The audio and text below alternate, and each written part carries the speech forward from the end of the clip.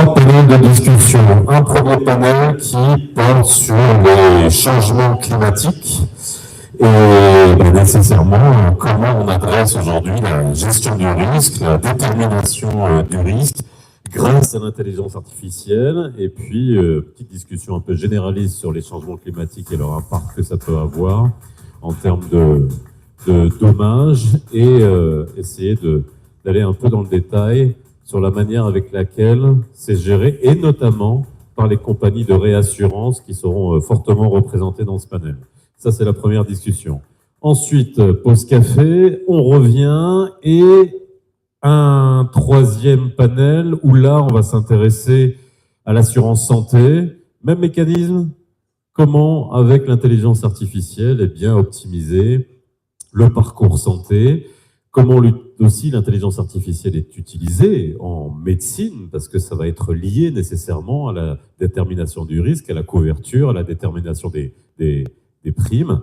Et enfin, dernier panel, alors ça sera moins une discussion, mais ça sera plus une présentation de différents use cases dans différentes branches de l'assurance. Et là, on aura un retour d'expérience sur l'intégration de l'IA. Et donc là, ça sera extrêmement intéressant également, puisqu'on aura des réponses concrètes. Voilà, je vous ai un peu dressé le planning de la matinée. N'oubliez pas, le code qui s'est affiché. Si vous voulez retrouver vos photos, eh bien, on utilise l'intelligence artificielle aussi, avec cette application qui s'appelle Memento. Voilà, vous avez le QR code. Vous scannez le QR code, vous allez arriver sur une appli. Vous prenez un beau selfie pour que l'intelligence artificielle puisse vous reconnaître et aller chercher votre photo dans toutes les photos qui ont été prises, et vous pourrez les télécharger directement. Si on vous envoie les photos de quelqu'un d'autre, c'est que vous vous ressemblez fortement. Voilà. Okay. Other thing, I'm going to switch to English. Yesterday we had a French-speaking panel and an English-speaking panel. Today, the specificity is maybe we're going to have to swing between the two languages in each panel. So we will have translation headsets for the panelists, but you can use a translation headsets before you go into the room. Don't forget, it's at the back of the room. Okay, so let's start with our first speaker. She will have 20 minutes to address a very important question about the AI health insurance equation. How can we strike the right balance between personalized offerings, we talked about that yesterday, and risk pooling? Ladies and gentlemen, please welcome Mrs. Bodzena Hinton. She's the president of the International Actuarial Association. Please, Bodzena, you have 20 minutes to answer this very important question. Thank you.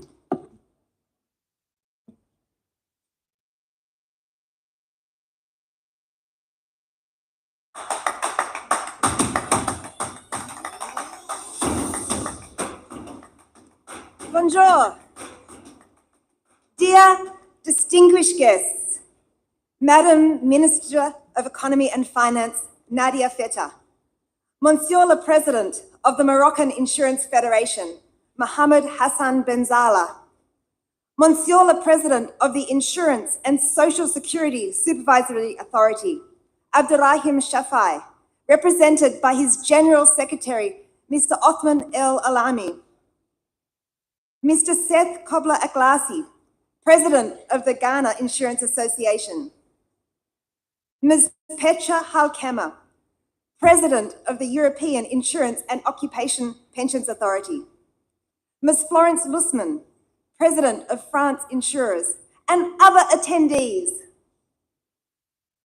My name is Bodzena Hinton.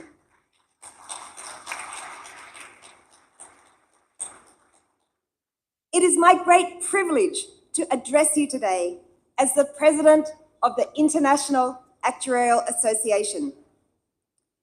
I am delighted to be speaking to you about how to balance personalization of insurance offerings and risk poolings with AI. This balance not only impacts the profitability of our businesses, but also the fundamental social value that insurance provides to society. My presentation today covers 3 areas. First, the foundation of insurance, being risk pooling and its core principles. Second, how personalisation has evolved within insurance models. And thirdly, how AI is transforming this balance, creating both opportunities and challenges for insurers worldwide. Insurance begins with risk pooling. By grouping together policyholders, we transform unpredictable individual losses into predictable collective outcomes. This allows us to provide financial protection at a fraction of the potential cost of losses. However, for this system to work effectively, several fundamental principles must be respected. These principles are central to risk pooling and can be summarised as measurability and definability, randomness of claims, no financial incentive to claim, premium affordability, portfolio risk management, and a large, statistically sound customer base. These principles must be met for insurance to be offered, and I'll now go over each one in a bit more detail. Firstly, measurability and definability. This requires that both the probability of a claim occurring and the potential size of loss must be quantifiable and clearly defined. For example, for earthquake coverage, you need to be able to estimate both the frequency of events and the extent of damage to estimate claim payouts.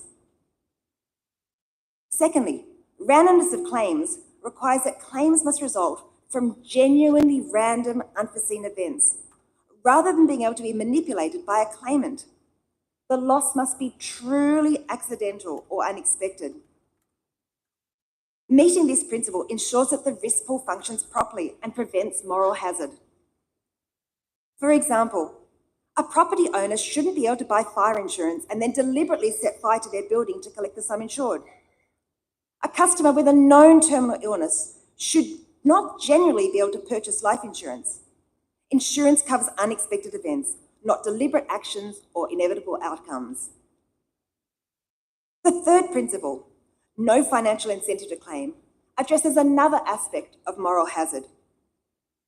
We need to ensure that insurance compensates actual losses without creating profit opportunities. Claimants should not be financially better off after a claim, and products should include appropriate waiting periods, benefit limitations, or other controls. For example, disability income insurance should be designed to only replace a portion of income to ensure that claimants maintain their motivation to return to work when medically able. The fourth principle, premium affordability, recognises that if premiums are too high, some potential customers won't be able to purchase cover. At this point, only customers who really think they might claim are likely to purchase. The healthy or lower risk customers are likely to decide to take on the risk themselves and self-insure, leaving only a small number of higher risk customers in the pool. The fifth principle, portfolio risk management, acknowledges that insurers must carefully manage their insured risk to protect their financial stability. And they do this by diversifying across geographic regions, limiting concentrations in any single risk category, using reinsurance, maintaining capital reserves, and adjusting underwriting criteria as risk factors evolve.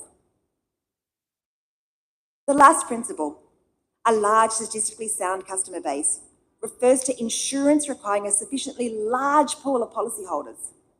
And this is necessary to allow the law of large numbers to operate effectively, to create predictable aggregate claim patterns, to spread risk, to enable accurate pricing, and to ensure stable performance over time.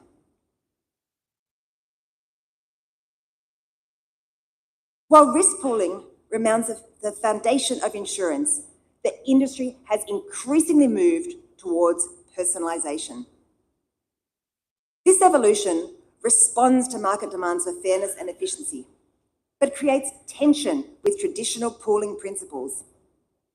Let's look at why personalisation matters and how it transforms our approach to insurance.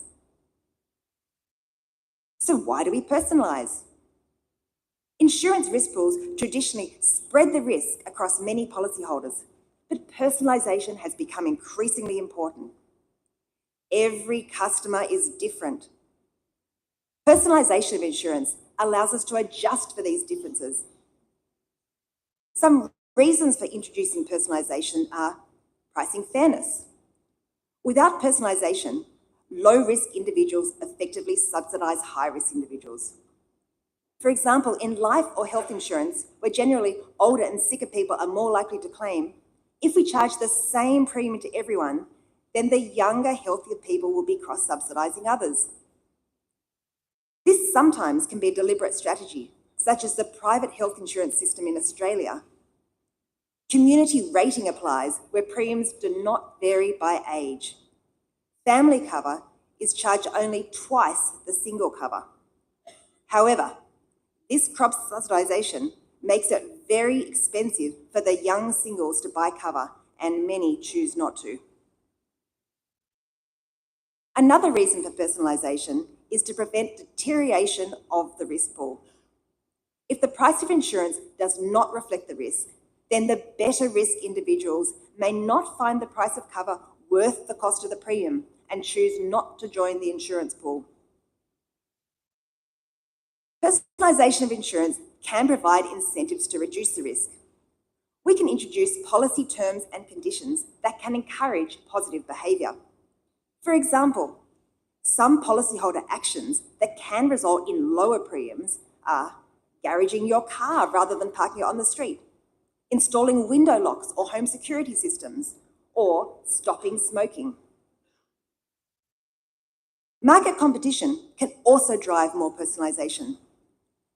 Insurers who can better segment and price risk with lower premiums or better terms provided to the lower risk customers can attract these customers. And this can create a positive cycle, with lower risk customers resulting in lower claims, enabling lower prices.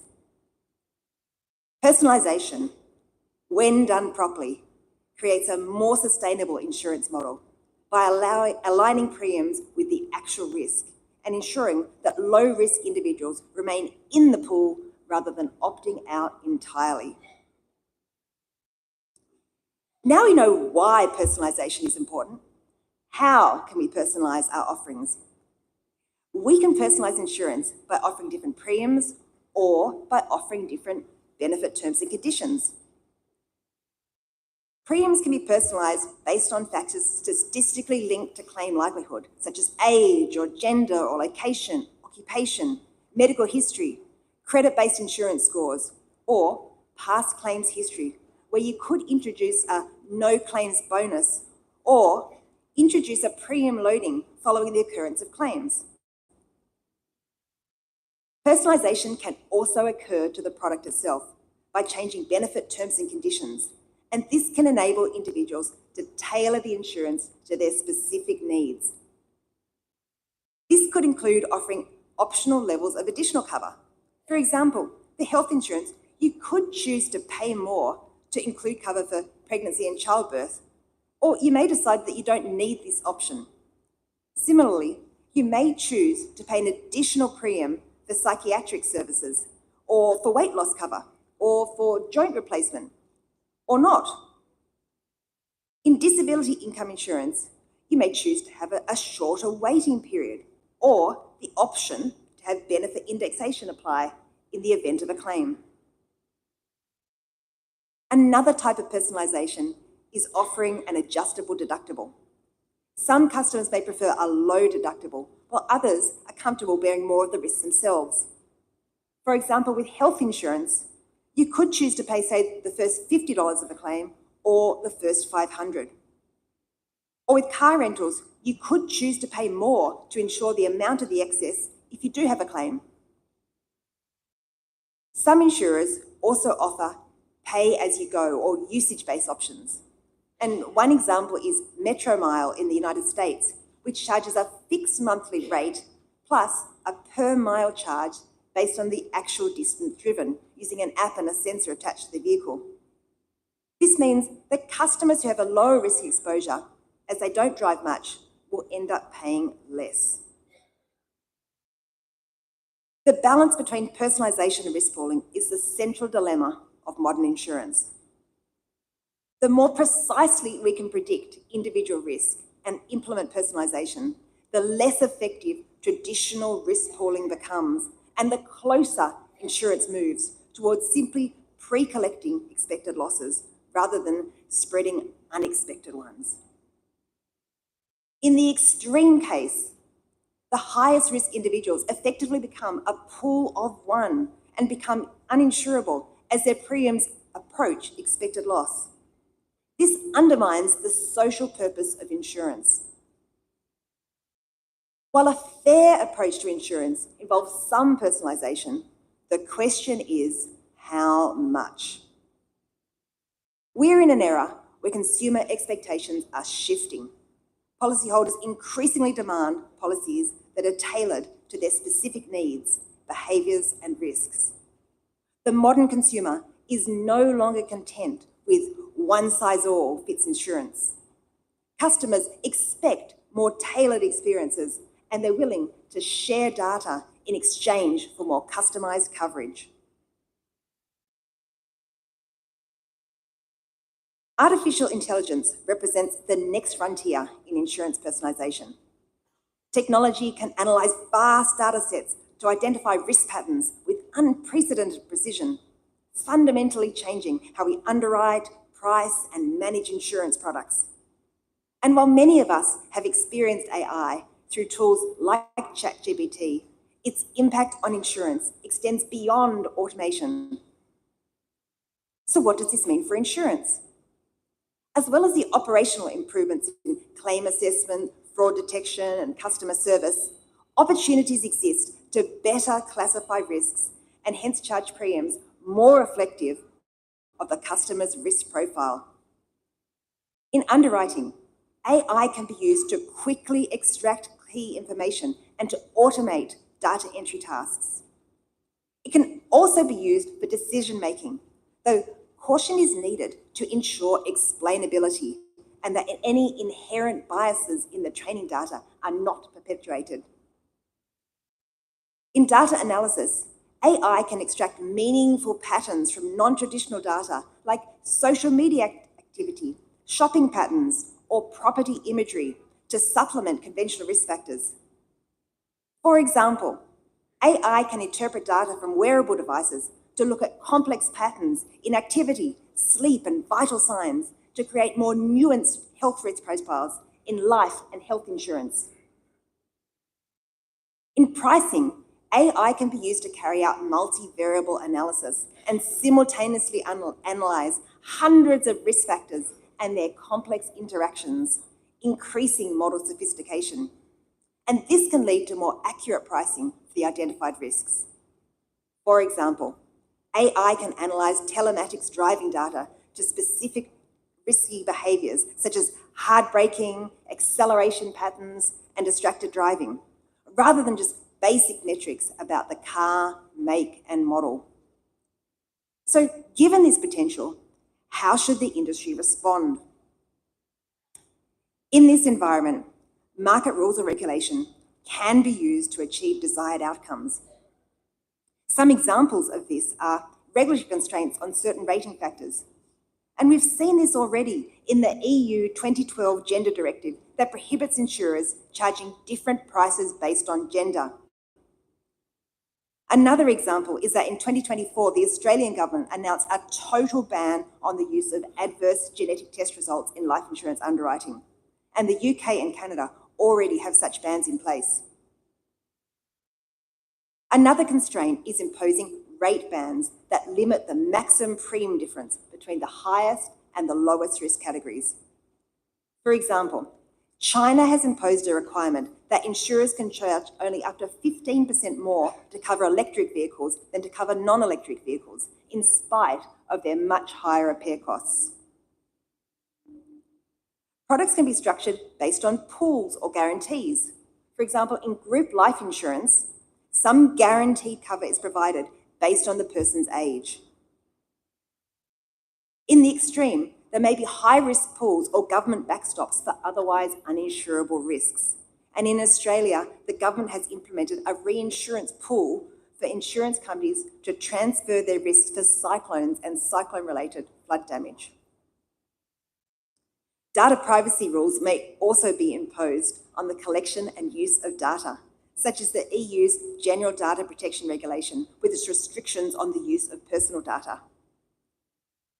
It's possible that should AI sophistication result in higher levels of personalisation that is deemed as the public good, then governments or regulators will impose rules to prevent this and enforce greater pooling. As a final consideration, when using AI tools in insurance pricing, it's essential to be mindful of explainability, the need to ensure that AI decisions can be explained to regulators and customers. Fairness, preventing unintentional discrimination or bias in AI-driven personalisation. Privacy, balancing personalisation benefits against data privacy expectations. Compliance, adhering to evolving regulations around the use of AI in insurance. And ethical considerations, the ability to collect and analyse vast amounts of personal data, which can inadvertently lead to discrimination. In conclusion, it's important to remember that the future of insurance depends on maintaining a delicate balance. On one side, we have risk pooling, a collective approach that has defined insurance for centuries. And on the other, we have personalisation, accelerated by AI and responding to market demands for fairness and customisation. Finding the right balance is not merely a technical challenge, but a societal one. It requires us to answer fundamental questions about what insurance should be. Is it a perfectly calibrated risk prediction mechanism, or a system of social protection that spreads the financial burden of misfortune? The likely answer lies somewhere in between, with AI serving not as a replacement for traditional insurance principles, but as a tool to enhance them, creating products that are both more personalised and more accessible. This is the balance we must strive for as we navigate the future of insurance.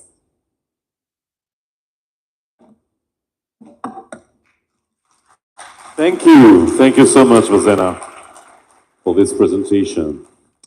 And then let's move to our first panel. On va commencer avec notre premier panel de discussion. Et je vais vous demander d'accueillir mes intervenants. Please welcome Mr. Thorsten Steinmann, CEO of E+S Rock and Executive Committee Member at Hanover Re. Mr. Belhassan Tonet, Senior Executive Manager, PNC at Munich Re. Mr. Lee Wolfram, Policy Analyst at the Directorate for Financial and Enterprise Affairs at the OECD. And Absamad Ngoudi, Head of Agriculture for EMA and Director of Parametric Sales International at Gallagher Re. So, thank you, gentlemen, for being with us today. Merci. Je sais que bon, comme je vous l'ai dit tout à l'heure, on va pouvoir mélanger un peu français et anglais, mais oui, on va essentially we're gonna speak English. Don't worry. Okay, so for you, Thomas, we're gonna speak English. So. Let me just introduce this discussion, because we have 40 minutes, and really, I really want to have a very participative discussion between us and to be very spontaneous about three main questions. Well, today, we know that we have unpredictable damages, diseases, fires, floods, and a lot of things happens that are very that cost a lot in terms of human beings and money. We need predictability, I guess. And what's the less predictable thing we have today? Unless Donald Trump and my wife. She's not here. No. I predicted that. But the question is, the losses we have today, let's start with this, and to see the kind of losses we tend today due to climate change, and how can we use AI to assess the risk, and especially for the reinsurance companies. That's the real question we have to answer today, and to link with the regulation, because that's always the same topic on every kind of branch of insurance. So let's start with this question. This loss that we're attending today due to climate changes or diseases, I guess, are they really linked directly to the climate change? Thomas? Yeah, I'm happy to start. So first of all, I'm really pleased that we make climate change a topic here in this conference. I know the geopolitical situation, the economic situation you were hinting to would almost propose a different agenda, but there's one thing which is here to stay, and this is climate change. So from this perspective, really grateful we're making this as a topic. I remember me saying in one of the panel discussions, I think it was in Monte Carlo 3-4 years ago, where I said, $100 billion of insured losses is the new normal. I have to say though, I mean, when I look at 2024, for instance, I think the insured loss was at 150 billion. The year before, it was close to that number. The 100 billion is not the new normal anymore. It is much higher, that number. Yeah, let's don't forget this. And actually, also 2025, we had a really tough start with the wildfires in California. Yeah. Estimates between 30 and 40 billion US dollars. So climate change is absolutely here to stay. The interesting part and of those nat cat losses is that most of them are coming from what we call in the industry secondary perils. I think 50 years ago, you had the earthquakes and the storms, right? Today, more than 50% of this 140 billion of insured losses is coming from drought losses, from hail losses, from flood losses, from wildfire losses. And this is, from my perspective, from our perspective, something which is clearly linked to climate change, and we have to do something about it.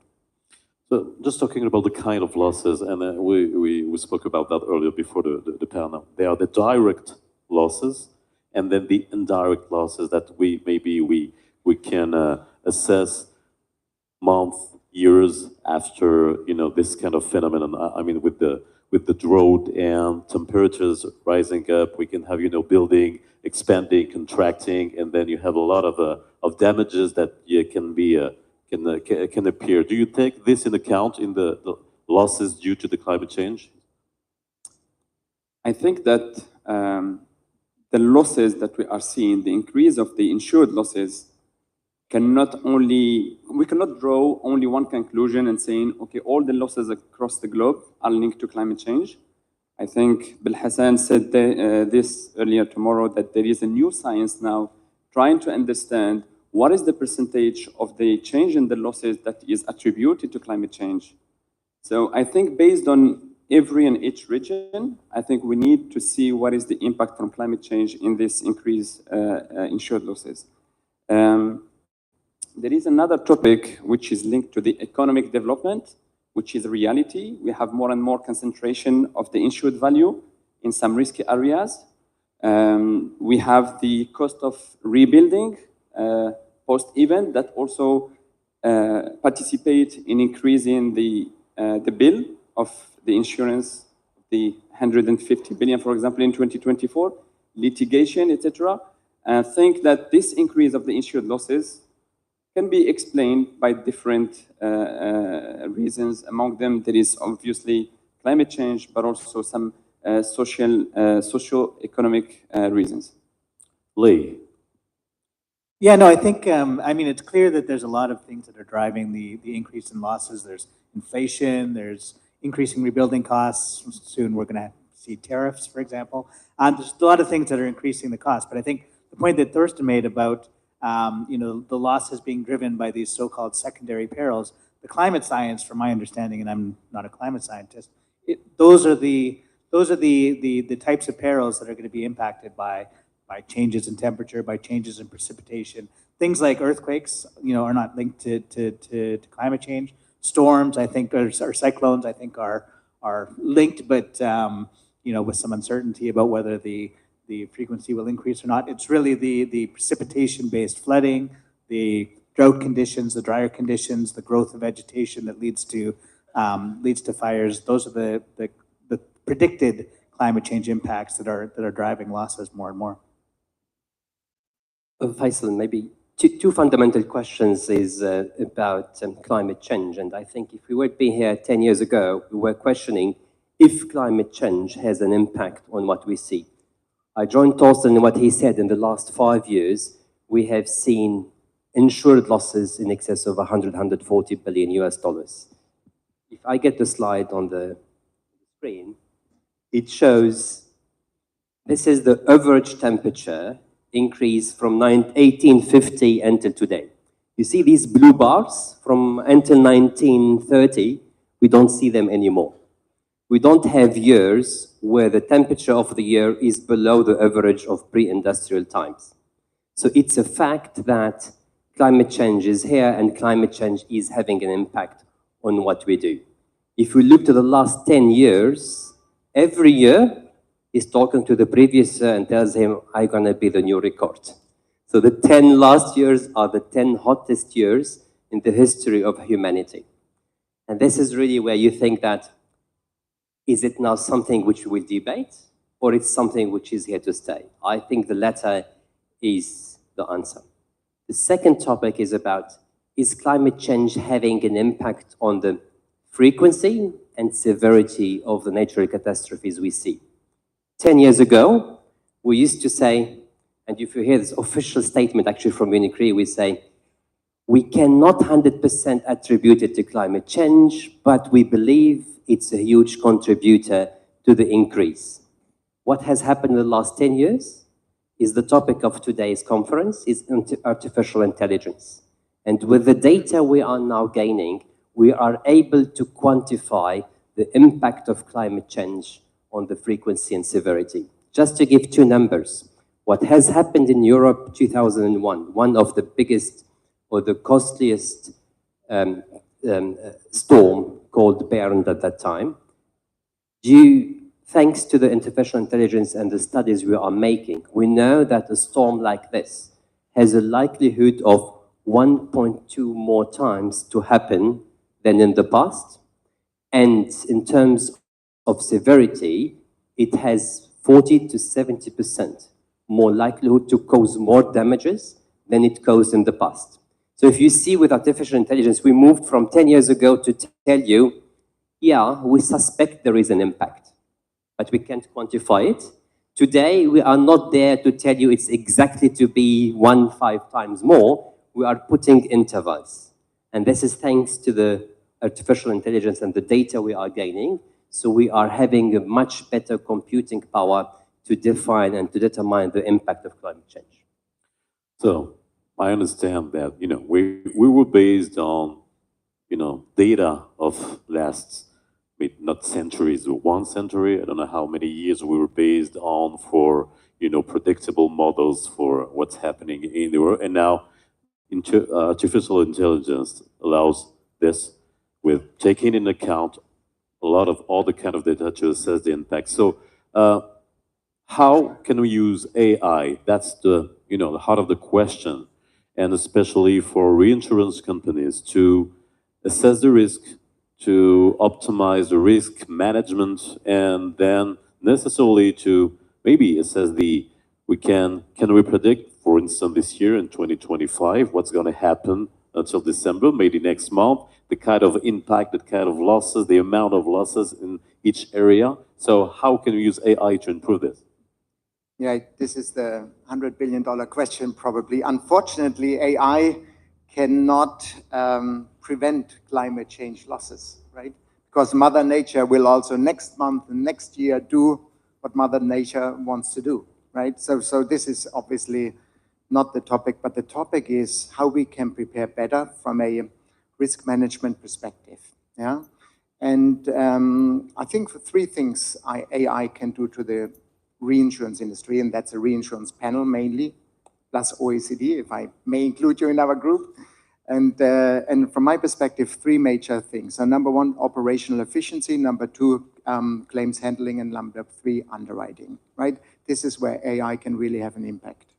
Operational efficiency, to be honest, I think yesterday, who followed the day yesterday, we spoke a lot about operational efficiency. I would like to skip that part. But underwriting and claims are definitely two very interesting areas. The things that we discuss with our clients and that we are seeing and that we are also about to implement in our company is, think about satellite images, right? Data that you can get from NASA, from other companies, right? This is almost free and accessible. The problem with this data is it is not very granular. You can hardly see, you know, details of the buildings, etc. But it gives you a good overview about a certain area, number one. Number two, the ingredient is you now need to train a model. I call it the AI model. And this AI model, you train by, for instance, telling the AI model program in a way that you say, look at burn structures, look at flood zones, look at destroyed roofs, something like that, right? That's the second step. And the third step is then you have usually, not in all markets, I get it, but we are getting there slowly, geo-encoded data in your underwriting system, right? And when you overlay all those three things together, right, you know exactly after a loss, where's my accumulation exposure, right? Where do I have most of the insured assets sitting in my portfolio, right? This is a very powerful tool which is already being used today. It influences your pricing, your risk management, your accumulation control, right? From my perspective, this is a game changer for the industry. Now, in terms of the losses, if I can just add this one sentence, it is not a surprise that, I mean, that was the first time the California wildfires, I think companies were coming out after 2 weeks roughly to say the loss is 30 to 40 billion industry loss. And this would have not been possible 3 years ago without AI. Exactly the technology that I was just describing, people are using in order to have a first estimation of a loss, to put an adequate reserve in their books and then fine-tune it. It's very interesting to see. The first estimate came out 2 weeks, after 2 weeks, and now those numbers are being confirmed. And from our perspective, AI is part of that. So it's very powerful.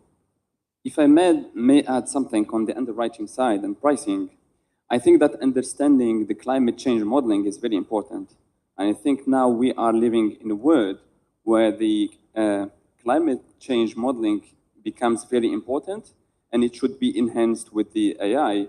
And sometimes we can make maybe some, we should make the difference between AI and all these new methods of machine learning and statistics that should be integrated in our modeling.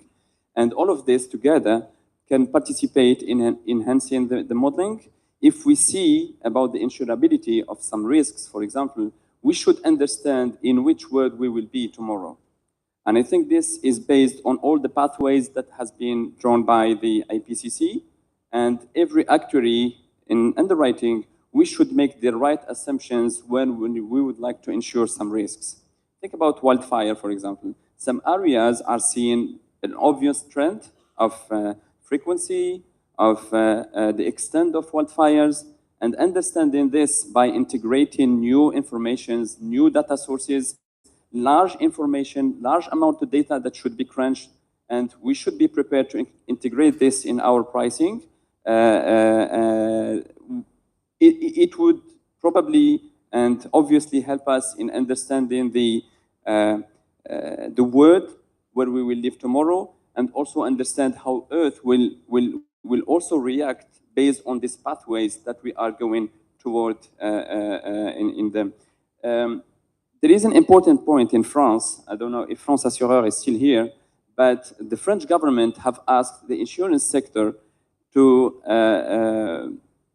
think about a world in 2050 where we will be in a world with 2.7 degrees, right? So we have seen the, now we are at 1.5 post COP21, 2.7 degrees by 2050 and plus 4 degrees by 2100. And this, I think the insurance sector should be prepared because we are going to see an increase of heat waves, an increase of health, impact on health of people, about some sectors like tourism, etc. And we should be prepared and prepare the mitigation and adaptation of economies. Just maybe add to that, because with AI, you can do the simulations within an interval. And the answer to your question, Abdul Samad, is a little bit here. By 2100, if we have the 2.7 degrees Celsius higher, the slide is there. I think you have seen the Can presentation, please?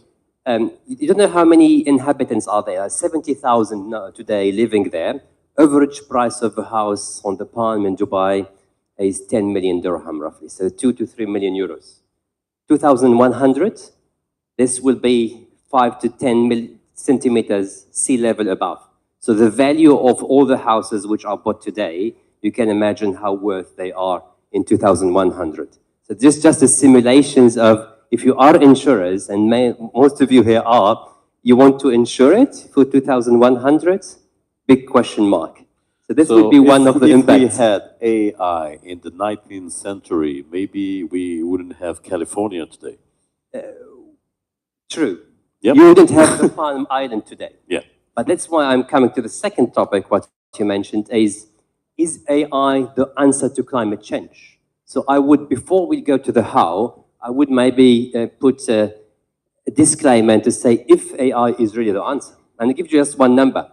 You know, for AI, what do you need? We need brains and you need energy. Do you know how much energy we need? In today's installations of AI, we need 1.5% of the electricity consumption worldwide for data center. 1.5, you say, is nothing. This is the consumption of a country like Japan. So Japan's 1 year consumption of electricity is used for data center. Now, how many of you do believe that AI is the answer to climate change? One. Come on, guys. Really? Okay. He did the math. Now, by applying AI to 2 points, 2 things. How do you combat climate change? Guys, next slide. Next slide, please. Okay, it will come later. If this works, it will come. No, what I want to say, these 2 points. You mitigate the CO2 emissions, and number 2, you adapt. It's very easy. So it's not rocket science. So if you want to combat climate change, you just reduce the CO2 emissions and you mitigate it. Is AI reducing CO2 emissions?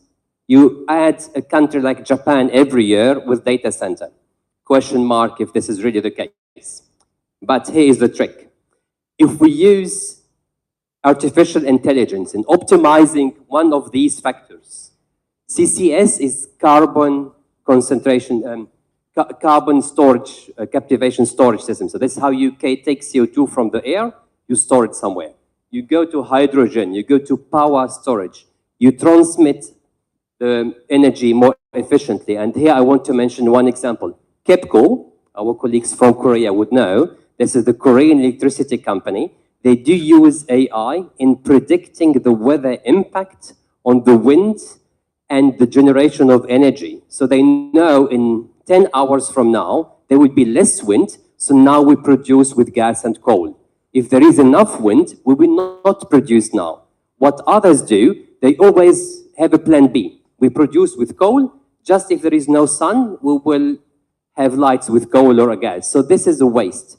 If with artificial intelligence, we arrive to spare 1% of this, this makes 5% less consumption. So now you add the math, you increase by 1.5 and you reduce by 5. So artificial intelligence is helping. So Faisal is right. Thank you. I'm right today.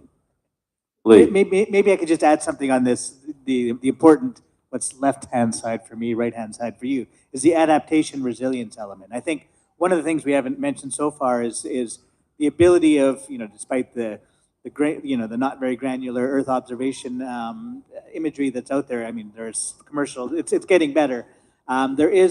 AI gives you the ability to really assess the risk at a more granular level, at the level of individual properties, and ultimately to provide better advice on how to mitigate the risk and adapt to it. And I mean, if you look at insurance plays a huge role in providing risk advice to their clients, although mostly to their bigger clients, to the large corporations. It's not very economical for insurance companies to go to a household with a small premium and tell them how they can reduce the risk. AI gives them, I think, the ability to develop that tailored advice more easily and provide that advice and hopefully help society adapt much more quickly than without the tool. What we've seen about, the forecast in 2100, does it mean that we're necessarily heading to uninsurable areas in the world? And so what will be the impact? So maybe we won't insure anymore in some areas with this kind of data that we have, Thorsten. Yeah. I mean, this is another good question, and which is being discussed in the industry quite often. To be honest, there will be certain areas in the world where it will be very hard to find insurance. Yeah. I mean, that was the question after, the good fires in California. Yeah, exactly. This is one example, but this is a very dramatic example. I can even go into my home country, Germany, where we had devastating flood losses. The name for it was Burned in 2021. And massive losses, massive flood losses. And believe it or not, 3 years later, the same buildings were rebuilt at the same place as they were before, although there were flood zones, right?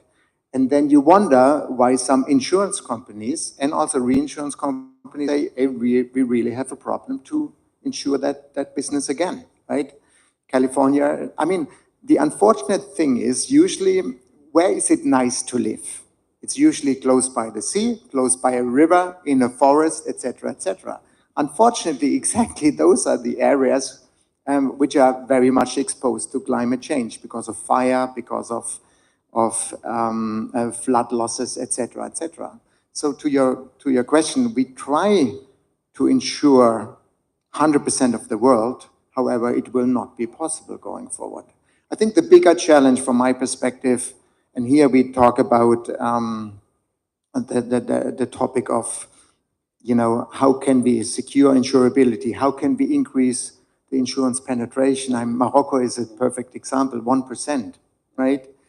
We need to get this number up. We have to get this number up to 2, 3, 5, even more percentage. But it's not only a problem in Morocco. I mean, I give you another example. Germany, only 50% of the buildings are insured against flood. Compared to 1% in Morocco, it's a high number. But when you think about in a relatively rich country in Germany, why is it not 100%? So it is our obligation as an industry to close that protection gap as much as we can through innovative but also affordable insurance products and through adequate reinsurance products as well. I think, Thorsten, it's a good point that you have mentioned in Morocco. We can spend some time speaking about Morocco. In my opinion, I think it's not only a question on are we going toward a world where some risks are no longer insurable. I think we need to focus on how should we and how the public authorities need to be involved in insuring this population. Speak about drought, for example, in Morocco, which becoming maybe systemic risk. So we have drought every year. And I think we need to have a public-private partnership to continue to insure some vulnerable areas, especially for farming, for example, for agriculture in Morocco, where this industry is really important for the economy. And I think the private sector can no longer be alone in accepting, ensuring 100% of some risks, wildfire, drought, flooding, and other secondary perils, that they are no longer secondary perils. I maybe add two sentences to that. So the easy answer is always when things happen like California fires and things like that, maybe people would tend to say not insurable anymore. So the no is the easy answer always. So before we go there, I would say we try to push the boundaries of insurability, try to put as much as we can in order to make this a sustainable scheme. The first, you know how much a house usually pays in terms of insurance in the US? Okay, the house prices are a bit on the high side, but it capped to $30,000 to $50,000 per year. This is the annual premium of an average house in California. So it's quite a substantial amount. So if you double this and so on, due to the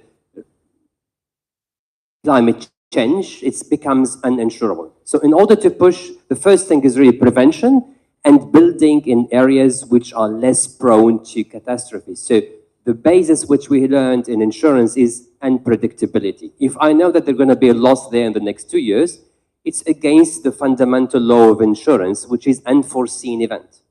So this is where the problem we have in Germany, people's building and rebuilding again on the riverbeds. So it's your own decision to want to have a nice house on the river, or you go 1 kilometer up and you have a better protection.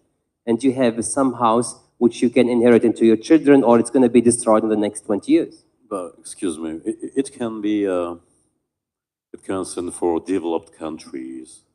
You've just said something very important. We get a growth potential for insuring houses. So if you want to go beyond this 1%, 2%, 5%, you have to deal with existing areas. So maybe we're talking about the future, maybe other areas that will be built. So how can we address these existing markets that can be touched by floods, fires, climate changes?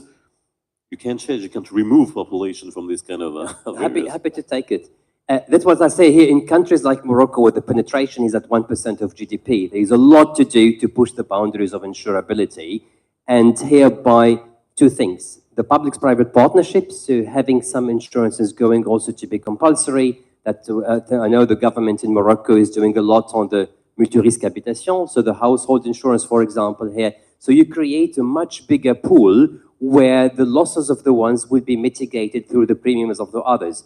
So we play on the law of large numbers to make these houses insurable. And that's what I mean by pushing the boundaries. This is one solution. The second one, adapted products to the needs of the people. So it means you can get, in Morocco, we have a very nice scheme which is called the FSEC. So it's a parametric cover in case of earthquake, and it has paid and it has proven its concept in the last earthquake in Marrakesh. So by enhancing and increasing the numbers of people insured, this is the next solution here for the Moroccan market. So for emerging market like here, I think the sky is the limit. There is a lot which can be done before we arrive to say, no, it's not insured.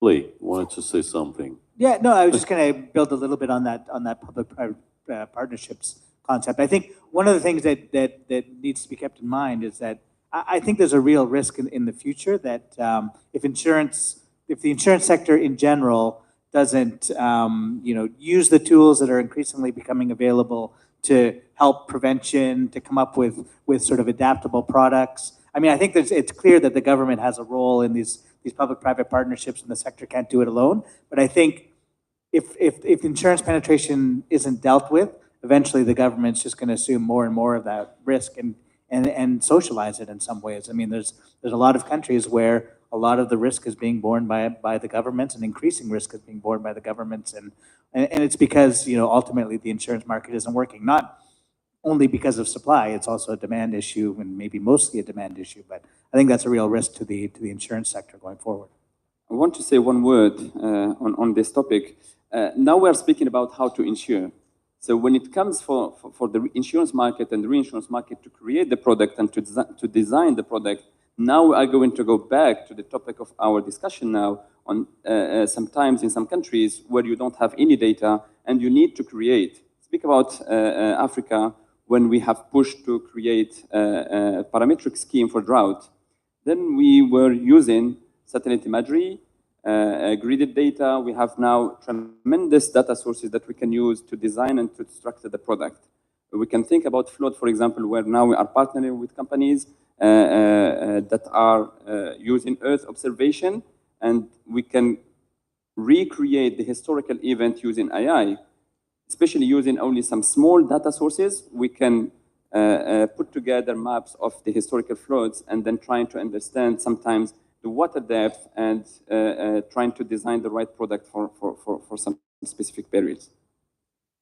Okay, let's address now one topic very important that we talked about in every kind of insurance branch.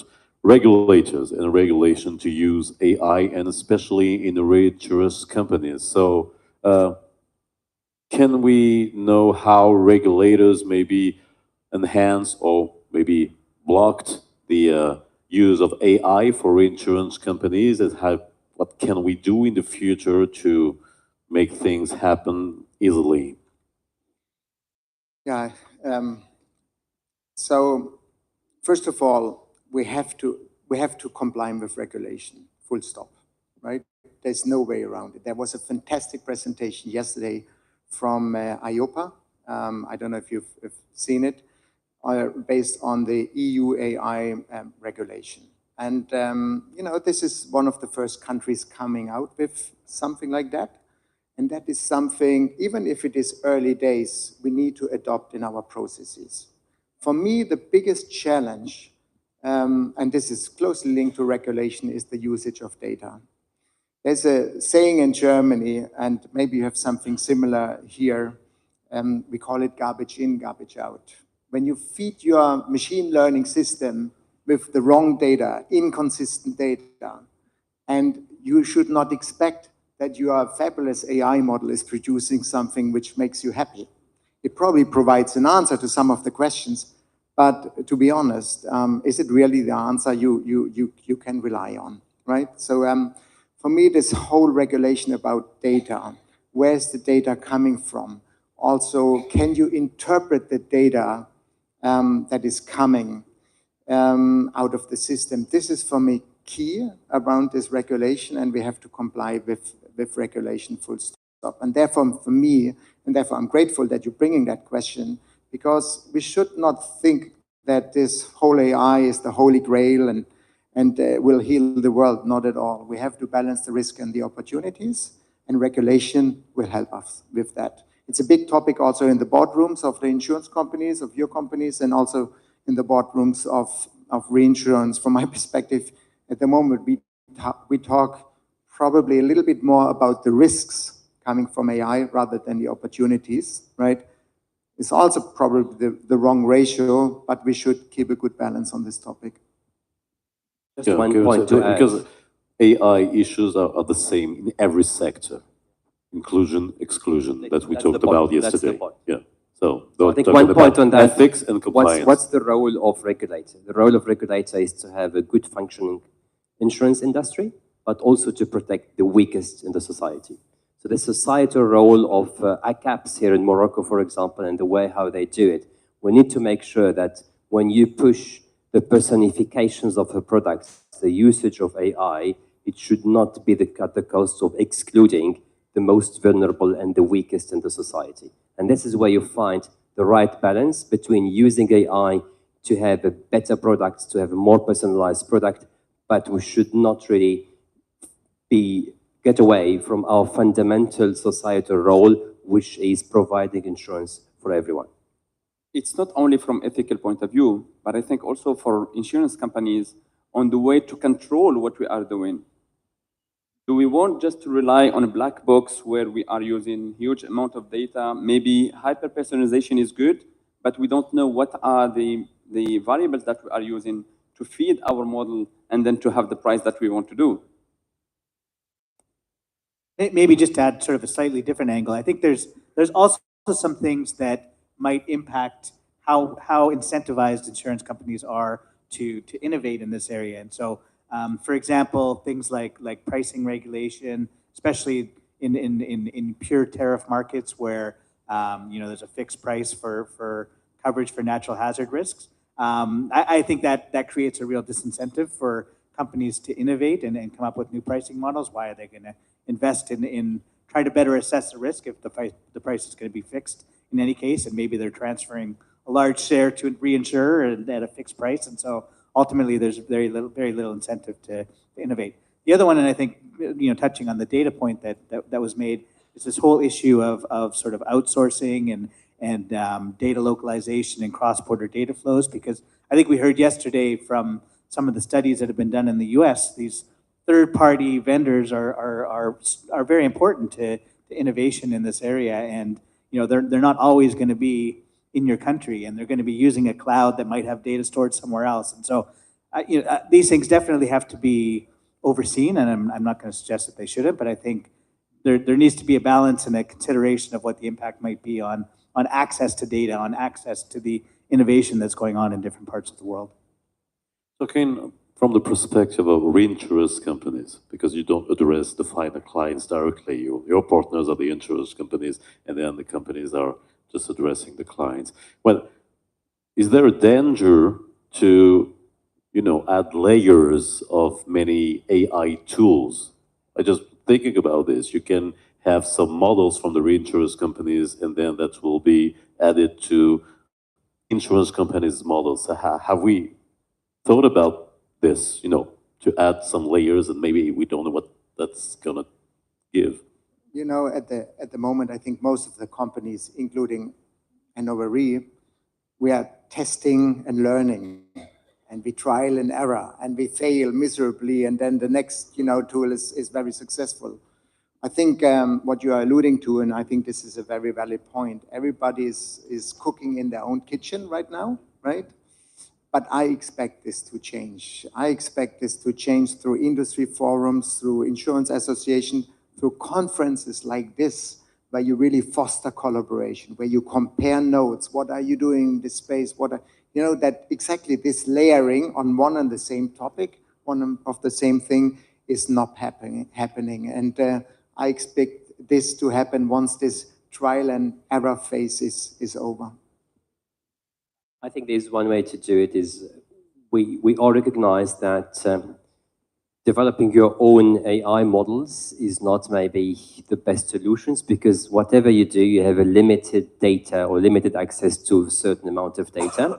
So we, from a reinsurance perspective, we can have started some industry-wide collaborations with many insurance companies in the world on specific topic, where we put all our data in a data lake, anonymized, and try to find out what would be the value out of this data, and the amount will be shared with these companies. So this is how the way, in order to avoid that there are layering and everybody is cooking a little bit of different soup with different ingredients, and the taste at the final taste is not really the best one.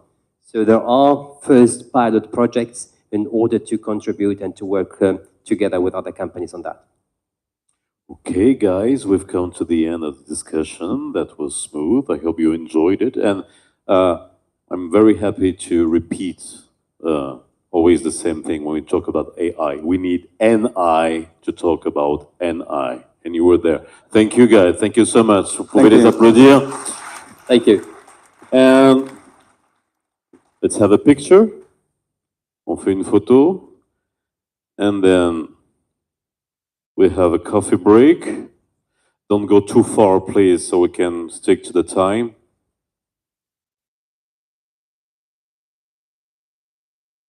And see you in 15 minutes.